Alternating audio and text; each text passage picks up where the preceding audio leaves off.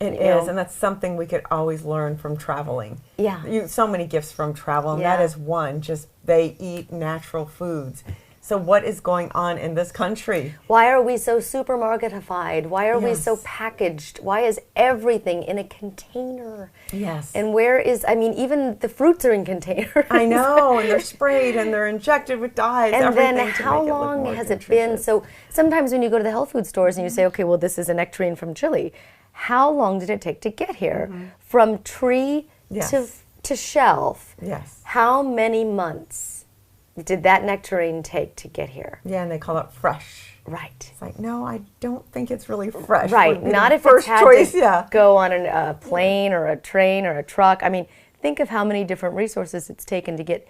It just, for me, I started growing a garden before I left, but I just got the orange and the lemon trees, and I'm going for everything now. And there's these great new things. I can't remember the names of them, but they're tower gardens where you can, even if you live in an apartment or if you don't have rich soil outside, you can grow these towers on top of each other, and you can grow tomatoes and zucchini and vegetables, and they're like these baskets. Then the vines grow, and you water, the water goes down, and they're tower gardens. And I can't remember the name of them, but you could have them in your house, That's wonderful. apartment, Yes. wherever.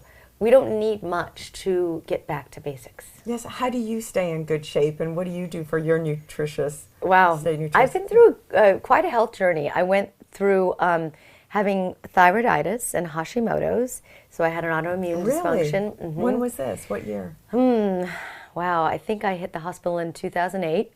Didn't realize it, just passed right out. You know, and all of my levels were so completely low, I wasn't paying attention to it. And I'm the one who has the very fierce, strong will, and I can push through most illnesses, and I listen to my body, but I'm okay with it. I don't look at them as death sentences. Yes. But I was just getting more and more weak, and finally just went to the doctor, said, what's going on? They took a blood test, and I passed out. And I woke up in a hospital and found out that I had thyroiditis, low thyroid, and Hashimoto's, which is an autoimmune dysfunction attacking my thyroid.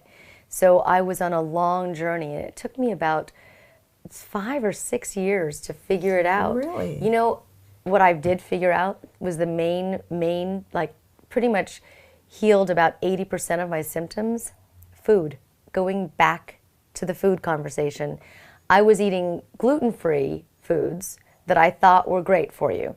But the gluten-free foods for my body and for most people, if you really look into it, are sometimes worse than just the plain wheat-based items because they have so many different grains in them.